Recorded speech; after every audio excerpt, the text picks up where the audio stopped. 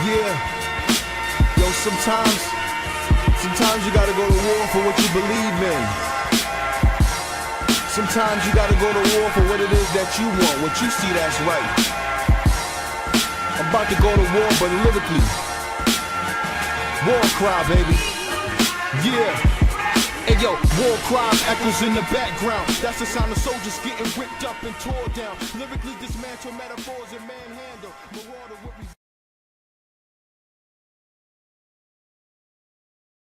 Welcome to another edition of the Pose My Will podcast. I am your host, Ramone. With me, my other host, Joe. How you feeling today? Blessed today, man. It's a blessed day. How about yourself? Man, also, same way, man. Also, a little tired, but you know how that go. You Yeah, know I how feel that you is. on that, bro. You were working, man. You know how that go. Yeah, man. So, listen, we had a lively weekend last weekend. Two big fights. One of them was an incredible card. The other card has some very interesting stuff, but really just want to touch on what happened in the two main fights. On last Saturday, we had David Benavides versus David Morrell, and then on Sunday, which was actually pretty cool, man, to have boxing on Sunday. It was actually a bunch of stuff going on Sunday, but it was Mm-hmm. cool to have boxing as well. We had the GWOAT Clarissa Shields go up against the monstrous and huge Danielle Perkins. Let's talk about it, man. Let's jump into David Benavides versus David Morrell, the Davids Yeah. of the of the night. You know what I'm Lord saying? Davids. Had a lot of Davids. You wanna kick it off, man? Let me know your thoughts on what you feel about the fight and how it went down. Yeah, I'll definitely kick it off. The fight went first of all, to start the fight went how I expected it. Electrifying fight. It wasn't no slow dull moments in it at all. But like when we did our predictions, I called for Benavides unanimous. And one of the big things, it was just like Benavides really showed his greatness. And when you look at his history, how he came from, what I'm saying, boxing, it showed that experience took place in that fight. Nothing to take away from David Morrell, but I would let people know he's going to be a dangerous man unless he keeps doing what he's doing. High punch volume, I think that was the most punches that Morrell ever had to deal with in a fight. Yeah. And yeah, man, he just delivered. Benavides came out from round one, he adapted. And I give the first round, maybe the third round to Morrell. But then, like I said, it was just the transitioning of Benavides, staying with it, adapting. I do believe that knockdown was BS. It was more of a trip to me. Yeah. But like I said, you got everything what you expected in that fight. Yeah. Word. Yeah, I agree, man. To piggyback off of what you just said, it was a great fight. It was what I expected as well. I agree with the knockdown. I thought that was BS as well. And one thing a lot of people don't talk about, but I'll talk about it, is David Benavides' defense. You know, just because he doesn't slip jabs and do the play defense that way, slip jabs, turn opponents, so on and so forth, does not mean he does not have good defense. He had great defense. He was able to, go into his high guard whenever he needed to. David Morrell in my opinion, didn't throw a lot of shots to the body, so it wasn't too much worry there. He was also good with blocking shots. He blocked a ton of shots. Yeah. So his defense was well. I know his face was, looked a little roughed up at the end of the fight, but that's to be expected. David has had, his face, hurting and sparring and in different places. So it is what it is, man. I think when he started taking him down the stretch, the fight started kind of getting, one-sided. Not that David Morrell was out of the fight at really any point, but David Benavides excels in the second half of the fight. So he did what I thought he was going to do, but it was action-packed from start to finish. You know what I mean? Hats off to David Morrell. People have to realize and understand, even though he lost his fight off of mainly experience alone. He only have 11 professional fights. And as we know, even though he got a billion amateur fights, the amateur looks and styles is different than the professional styles, right? So he gets I take my hat off to him because of how he performed against, in my opinion, a pound for pound best right now. David Benavides, in my opinion, he was already on my pound for pound list as we, if you go back into the earlier episodes and listen to when we did our pound for pounds, he was on my pound for pound. And, he did a great job. He did a great job. At the end, he felt a little emotional, which I can understand that it was a big fight, but he shouldn't hold his head down at all. He should hold it high, man, because he's gonna be a problem for everybody else. He's gonna be a big problem. He 100%. learned a lot this fight. He learned a ton this fight. He's gonna be a problem for a lot of people. Again, this was his 12th professional fight. That's it. Very young in the career. So shout out to David Benavides for being a dog that he is. One thing I like about David, man, is that raw energy that he has outside of the ring, it goes into the ring and it carries through the entire fight. Always has. Always has. And I love that about him. That's that dog in him, and that's what we pay for. That's what we're looking for. So Mhm. shout out to him for just continuing to give us quality fights, big fights, and always stepping up to the challenge because he didn't have to take Morrell, man. Everybody No, knew he this was didn't. going to be a dangerous fight, and he didn't have to take it, but he did. So shout out to him, man. So yeah, that's mine. That's my. Question: Who would you want to see? We all know who we want to see Benavidez fight, but let me ask you Yeah. this: out of the winner of Bivol and Better Beef, Yeah. who would you want to see him fight out of the two?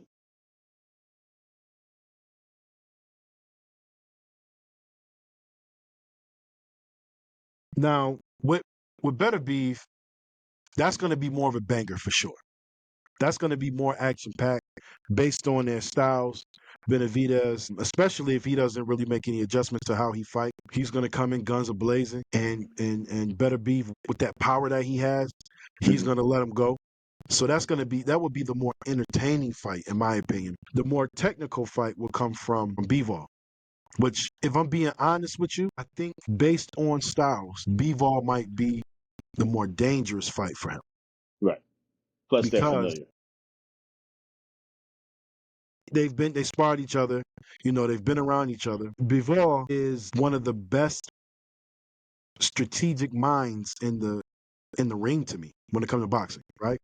When it comes to being a boxer. We know that Benavidez, especially early on in the fights, have problems with slicker fighters. Look at a Caleb Plant. You look at, you know what I'm saying? You look at these different examples. Bivol is a guy that can be that guy from round 1 to round 12. So he would have to find ways to slow him down, work the body, so on and so forth. So I think that's the more dangerous fight. Both of them fights is dangerous. Not saying that the Better Beef fight is not dangerous. Better Beef has one punch knockout powers, and he could possibly get him out of there. Both of them dangerous, but the Better Beef fight is going to be more explosive. I don't know if that answers your question. Kind of hard for No, me to no, pick. you're right. To be honest with No, no, that's what I was. I was just almost suspecting that they hear that come from you. you, but I said just wanted to hear your opinion on that. And the other one, which is more, I would say, more of an interesting question: Who would you want to see Morrell fight next, based off of coming off of this fight? I would say, based off coming off this fight, first and foremost, his performance garners another big opportunity, in my opinion. Yes. I think a good fight would be him versus Edgar Berlanga. Yep. That's what Yeah, I was wondering if he was yeah, going to say that because that's yeah, exactly yeah, where my head was at. I would yeah, love to see that fight. yeah. Love it. Similar fighters, athleticism Yeah, is there. Um, yeah, it'd be a banger, but in that fight, you would get to see them kind of level up skill wise. Who's gonna, what I'm saying, yeah. kind of like I would say move forward and kind of like push that torch Exactly. No, at the young fellas. 100%. You hit it on the head. You hit it on the head. That fight is gonna determine like the next one, right? The next who's going up next. Morrell losing to David Benavidez, Berlanga losing to Canelo. Both of them have had to learn a lot, in my opinion. 100%. So bringing that experience and then, going back to the drawing board, making adjustments to how they fight, to their game plan, and then bringing it to each other, man, I want that fight. I want that. That's the one. That's the one. That's a dope 100%. fight. That's a definitely dope fight. Yeah, man. Yeah. So yeah, moving on. So again on Sunday we had another big fight that was Clarissa the Goat Shields, forgive me, versus Danielle Perkins. Another banger. Another banger. You know, we got our money's worth. Um, 100%. you know what I mean? Let me kick this off. And the reason why I want to kick it off is because I made I wouldn't say error because it wasn't error, but I made a comment about Danielle Perkins about me thinking that she would be too slow, that she might be not mobile enough, et cetera, et cetera. I want to take my hat off to her for being the opposite of all of that. She was all over the place. She gave Clarissa trouble, you know what I'm saying? She gave Clarissa trouble with the reach, just with the size. I mean, even though Clarissa, you know, handled it, she made it a very entertaining fight. I mean, from the first bell, she went right over to Clarissa. And I'm like, and I remember me and you was talking about the other day, we was like, oh man, we feel a little like, Right. you know, yeah, back Be up in a little bit trouble. because Right. yeah, she might be in trouble because she's just so towering and so big and her arm reach is so long. And Hmm. then she got the nerve to be dropping down, coming Yeah. back up, Her hopping ring around. mobility was like perfect Yeah, for that fight, bro. man.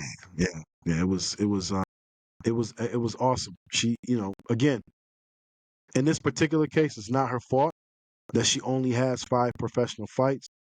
You know, a couple of things happen there. A lot of people don't, you know, want to fight her, but the talent pool in the women's heavyweight division is minute compared to like the men's side or anything like that. So it's just not a lot for her to achieve at that weight class.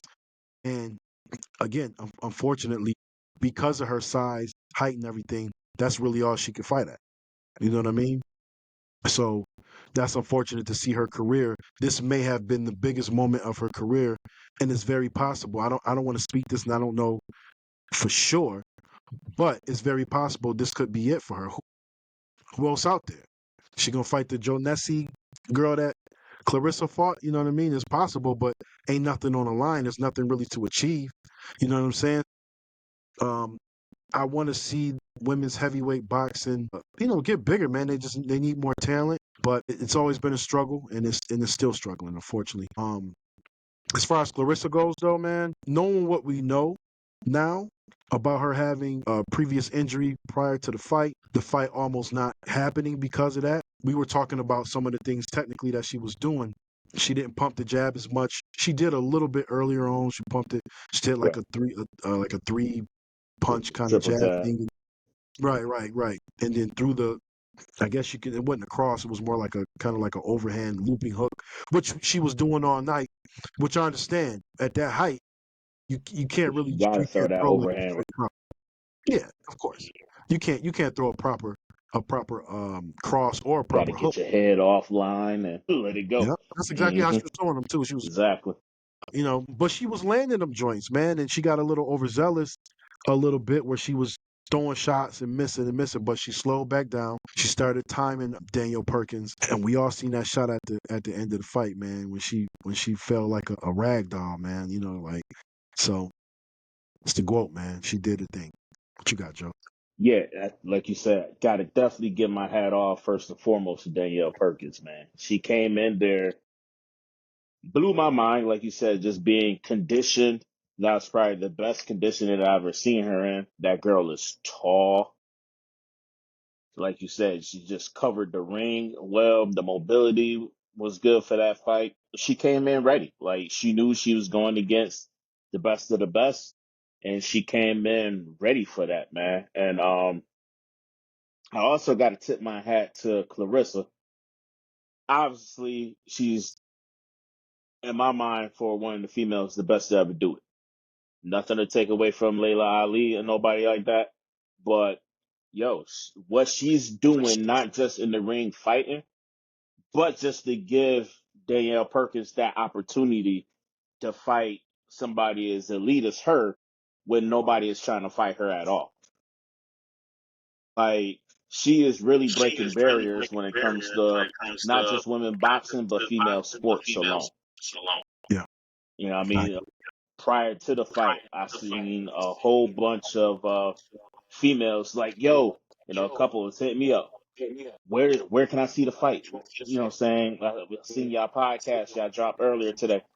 Like, we want to miss it. Like, you had females tuning in, ready to watch a legend. And you don't Right. hear women talk about sports like that. You know what I mean? So that was big. And like you said, man, towards the end of the rounds, when she dropped her or whatever, that was like a perfect technique punch, man. While being backed up in the corner and seeing her, do what she got to do and then drop her. But like, yo, if Danielle Perkins was any smaller, she would have been lights out cold in that ring.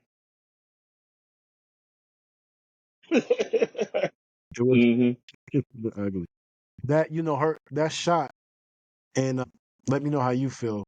Was that shot reminiscent to like Ann Wolf to you? Remember when Ann Wolf hit Shorty and looked like she died in the ring? hmm That's It was very reminiscent of that. Her eyes flipped in the back of her head. The way she fell and the way she got up was just so interesting. But when she hit her, and I saw her eyes go in the back of her head, and she just dropped like a lump of clay, you know what I'm saying, or a lump of coal. I'm sorry. It was very reminiscent of Ann Wolf, man. It's crazy. Yeah, it was just crazy. And like, just with the punch, like, I was surprised that Clarissa didn't proceed to continue to hit her since she didn't fall. But it was just like, it was clear, and the ref was like, immediately. But for her to not fall down, it was just like her gloves just hit the ground. That was it. That just shows you like the grit and the fight that she had, and she still pulled herself back together. And she just walked off, just like shaking her head, like, yo, Yeah. damn. Real quick before we wrap up, it's great seeing Clarissa, able to, produce those kind of shots, which are hmm knockout shots. If she would have had 20, 30 more seconds, she would have got her out of there for sure. Her last fight, very easily knocking Shorty out. Just at the heavyweight division, her power is there. Yeah. What's going to end up happening is that there's nothing else in the heavyweight division. She's undisputed now in the heavyweight division. There's nothing left. So hmm she's going to have to go back down and weight. And it's going to be interesting to see if the power is going to translate. As of now, if we just take what the past shows us, not necessarily, right? She's always kind of close.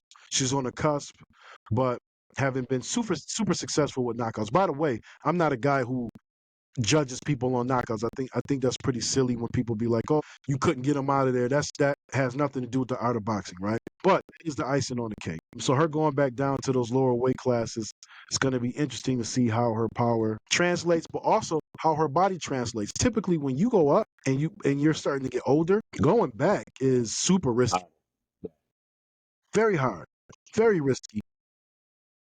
Which is why we see Crawford just staying to chase Canelo, because for him to actually come back down is going to be difficult. You see, he's hitting the weights trying to bulk up so his body Yeah. could stay conditioned in that realm to fight. Yep. So, Absolutely. It's going to and we're gonna talk about that next, but that whole thing is gonna be interesting, man. But yeah, that's all I got, man, for this. What about you, big dog? and that's all we got, y'all. We got a lot going on. If you go to rockjones.bigcartel.com, you could go there and get some merch. We have our merch and we're shipping. So go ahead and order if you in the United States. If you're anywhere else in the globe, we'll be able to ship to you. So, saying, be patient with the shipping. But yeah, go get y'all shirts. We got hoodies and we got t-shirts there for y'all. Impose My Will podcast, y'all.